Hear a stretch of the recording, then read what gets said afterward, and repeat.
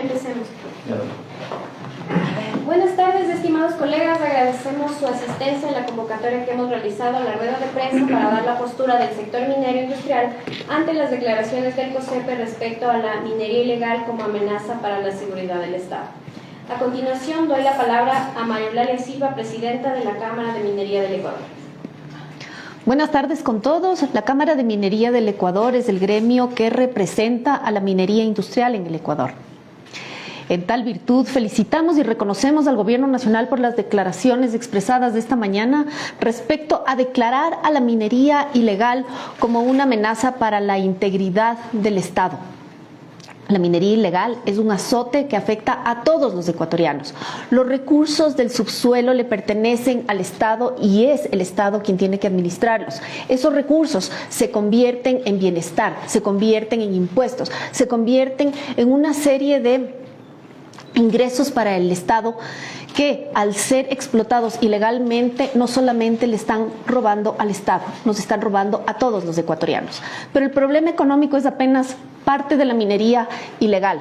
La minería ilegal opera sin ningún tipo de licencia social, sin ningún tipo de licencia ambiental, no opera tampoco con ningún estándar de responsabilidad ambiental. La minería ilegal está creando pasivos ambientales enormes y profundos que esta y las siguientes generaciones tendrán que hacerse cargo. La minería ilegal también, hemos visto, entra con todas las garras de una descomposición social.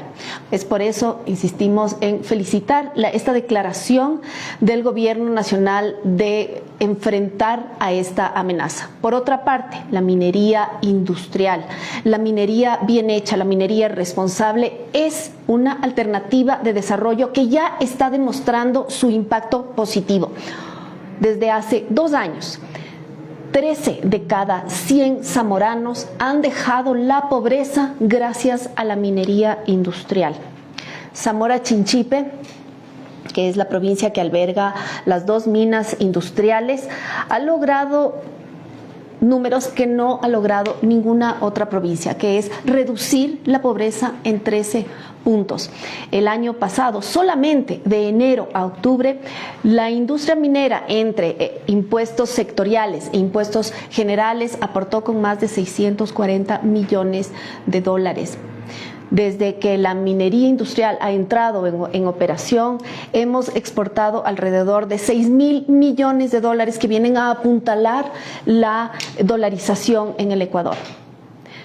Creo que es importante que los ecuatorianos nos demos cuenta que lo que tenemos bajo nuestros pies en el subsuelo no es nuestra riqueza mineral, pero que también esa riqueza mineral puede ser traducida en mejores días para todos. Los recursos naturales del subsuelo le pertenecen al Estado central y como ecuatorianos tenemos que exigir que esa extracción se dé de manera legal, de tal manera que el enfrentar a la minería ilegal y, por otra parte, promover a la minería responsable es una excelente decisión que ha tomado el Gobierno Nacional y que en las declaraciones de esta mañana así lo reflejan.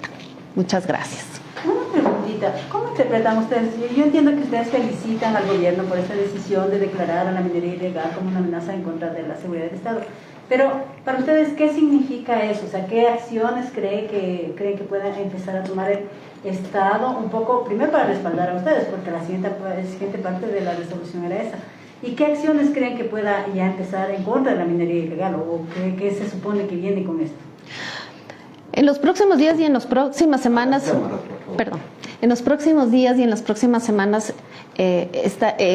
estaremos viendo las acciones concretarse. Esperamos que esta decisión no solamente sea un tema del Ejecutivo.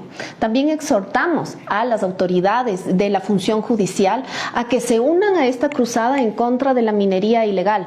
No se trata solamente de declaraciones, sino que se cierre todo el círculo, que se persiga y se procese a los responsables. Se ha hablado también de declarar zonas de seguridad cerca de los distritos mineros y eso lo vemos también con buenos ojos.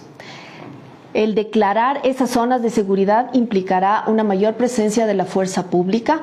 Eso no significa bajo ningún concepto que se vayan a violar derechos humanos. Significa que las comunidades que están en esas zonas van a poder estar tranquilas. Se han visto en los últimos días y en las últimas semanas capítulos tristes de cómo las comunidades que están en zonas mineras han visto en sus territorios escenas de violencia sin precedentes, venidas de grupos no de esas comunidades, no de comunidades mineras, sino más bien grupos que están en otras zonas. De tal manera que declarar esas zonas de seguridad será una manera de proteger a las comunidades que están en esas áreas. ¿Cuáles son las dificultades mayores que al momento están enfrentando, considerando que la minería ilegal solamente en Buenos Aires significó la presencia de al menos 10.000 personas que estaban viviendo de eso en las ciudades de plástico que se habían formado ahí? Entonces, para las mineras legales, para ejercer su trabajo, ¿cuál es la mayor dificultad? Entiendo que en Buenos Aires, por ejemplo,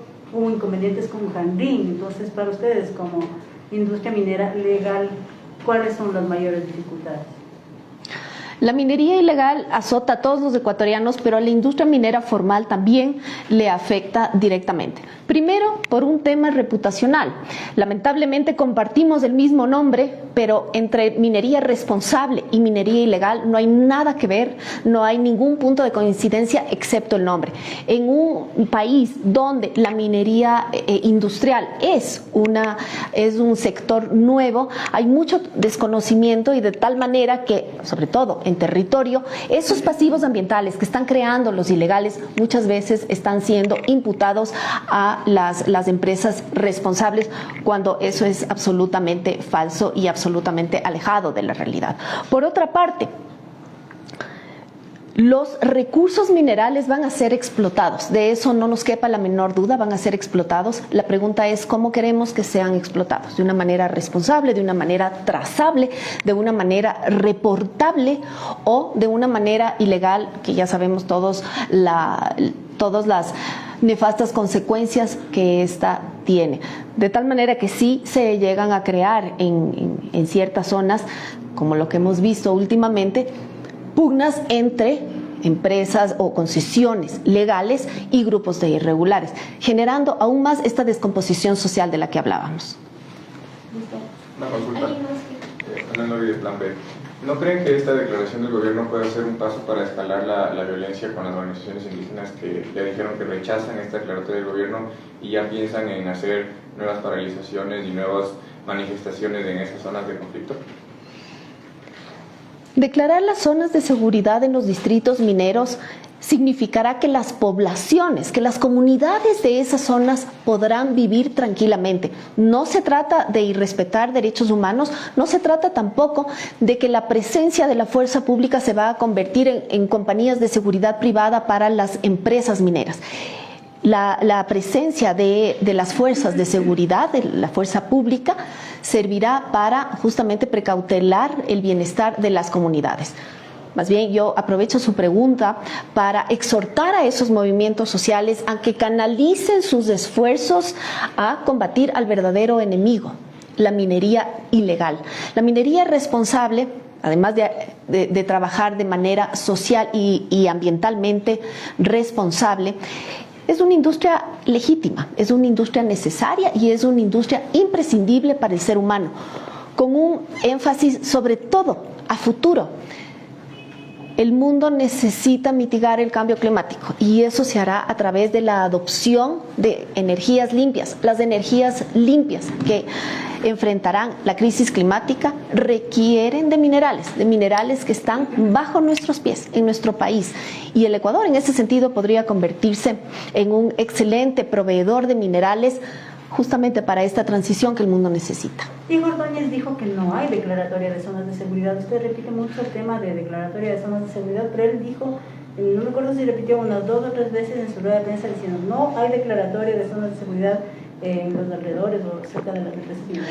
Entonces, no se ha declarado oficialmente. En todo caso, creemos que sí es necesario que haya una mayor presencia de la fuerza pública, porque recordemos que la minería se hace en zonas sumamente alejadas, de hecho, donde se han donde se han protagonizado estos hechos de violencia son zonas alejadas donde hay una escasa presencia de fuerza pública, y en ese sentido sí creemos necesario que haya una mayor presencia de Policía Nacional, sobre todo. ¿Alguna otra pregunta? Agradecemos a todos por su asistencia el día de hoy a nuestra convocatoria y esperamos vernos en una próxima ocasión. Muchísimas gracias. Muchas gracias.